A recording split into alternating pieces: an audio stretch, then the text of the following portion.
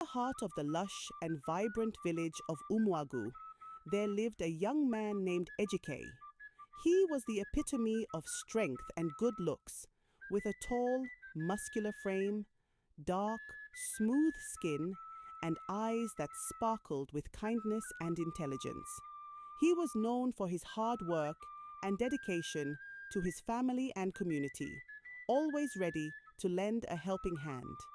Yet, despite all his admirable qualities, Ejike harbored a secret that had become the definition of his existence.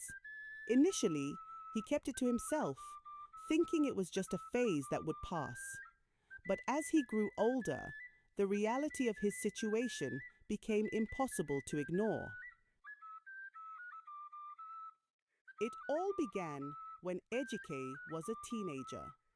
Like many boys his age, he started experiencing erections, but his were different. His manhood was abnormally large when erect, an attribute that quickly became a source of anxiety and confusion for him. Ejike's first encounter with a woman ended in disaster. The young lady, whom he had courted with great respect and admiration, was initially excited to be with him. However, when they tried to become intimate, it was clear that his size made penetration impossible. The experience was painful and distressing for her, and she fled in tears. Word of Ejike's predicament spread quickly through the village, and soon every woman knew about his unusual condition. Despite his good looks and hard-working nature, women began to avoid him. Mothers warned their daughters to stay away from him, and even the men in the village started to distance themselves, either out of pity or discomfort. Ejike felt the sting of rejection deeply. Each failed attempt at intimacy left him more isolated and heartbroken. Years went by, and Ejike watched as his friends married and started families. He remained alone, unable to find a woman willing to be with him despite his many admirable qualities. His solitude was a heavy burden, and he often spent long hours working in the fields or carving intricate wooden sculptures, trying to fill the void left by his unfulfilled desires for companionship and intimacy.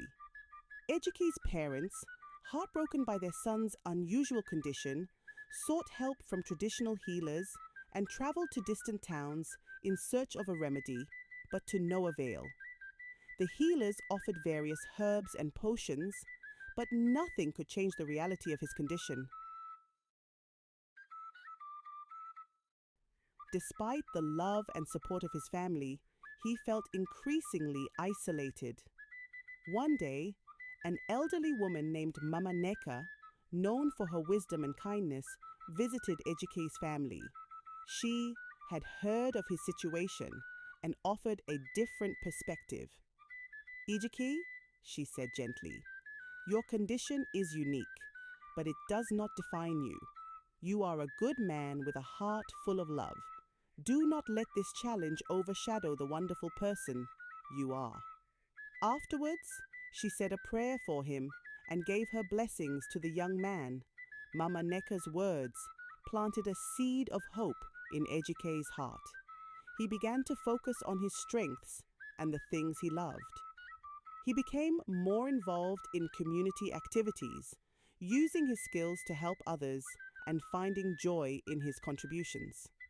Gradually, he found peace within himself, accepting that his life might not follow the same path as his peers. Years later, a new family moved into Umuagu. They brought with them a young woman named Oge, who had experienced her own share of hardships.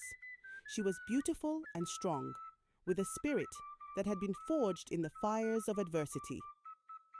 Oge and Ejike crossed paths during a community event, and she was immediately struck by his kindness and resilience. Unlike the other women in the village, Oge did not judge Ejike by the rumors she had heard. She saw the goodness in him and was drawn to his gentle nature. They spent time together, sharing stories and dreams. Ejike was cautious at first, but Oge's understanding and acceptance gradually broke down the walls he had built around his heart. Over the next few weeks, Oge and Ejike spent a lot of time together. They shared stories, laughed, and discovered a mutual respect and admiration. He found himself opening up to her in ways he had never done with anyone else. He confessed his deepest fears and his painful experiences. Oge listened with compassion and without judgment. Oge was a woman of great empathy and wisdom. She suggested that they could explore ways to be intimate that did not involve penetration, emphasizing the importance of emotional connection and mutual pleasure. With her guidance, Ejike began to see that love and intimacy could take many forms. Their relationship blossomed into a deep and abiding love, built on trust, respect, and understanding. The village of Umuagu was abuzz with the news of Ejike's newfound happiness. While some still whispered and gossiped, many others were inspired by their story. They saw that true love was about acceptance and finding joy in each other's presence, beyond physical limitations. In time, Ejike and Oge married in a beautiful ceremony that brought the entire village together. Their union was celebrated as a testament to the power of love and acceptance. Though their journey had been fraught with challenges, they emerged stronger, bound by a love that transcended all obstacles. Ejike's life changed dramatically from that day forward. He found happiness and fulfillment with Oge, and their story became a signal of hope for others facing their own struggles. The village learned a valuable lesson about compassion and the importance of looking beyond superficial judgments to see the true worth of a person. Ejike and Oge lived happily together, their bond growing deeper with each passing year.